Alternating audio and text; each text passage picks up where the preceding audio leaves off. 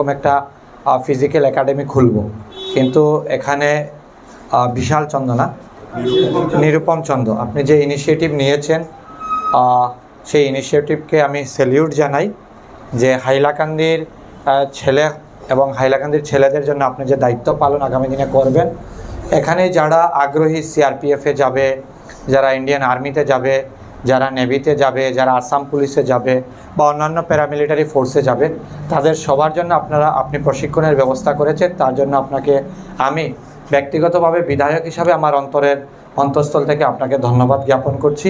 এবং এই কাজ এগিয়ে নিয়ে যেতে আপনাদের যা সাহায্যের প্রয়োজন সেই সব ধরনের সাহায্য আমি বিধায়ক হিসাবে করব। স্যার তো একটা সাহায্য অলরেডি করে দিয়েছেন, যে মাঠের ব্যবস্থা করে দিয়েছেন। এর বাইরেই প্রশাসনিক যে সহযোগিতা লাগে এবং আর্থিকও যদি কোনো সহযোগিতা লাগে, আমি সেই সহযোগিতা বিধায়ক হিসাবে করব। এবং আমি একটা ছোট্ট অভিজ্ঞতার কথা বলি, যে বিগত 2-3 বছরের মধ্যে আমরা এরকম 4টা ফিজিক্যাল ট্রেনিং ক্যাম্প করিয়েছি, যেখানে আর্মি পার্সোনেল ছিলেন বা সিআরপিএফ এবং আসাম ব্যাটালিয়নের যারা কমান্ডো ট্রেনিং প্রাপ্ত ছিলেন ওনারা প্রশিক্ষণ দিয়েছেন। 4টা ক্যাম্পে প্রায় আমরা 1600 যুবক যুবতীদেরকে ট্রেনিং দিয়েছি।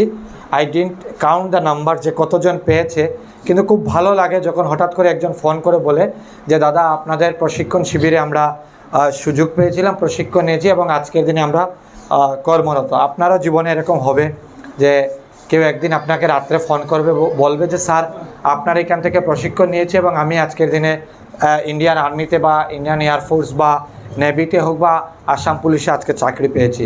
তো এইটা আমাদের সবের কাছে অনেক বড় প্রাপ্তি।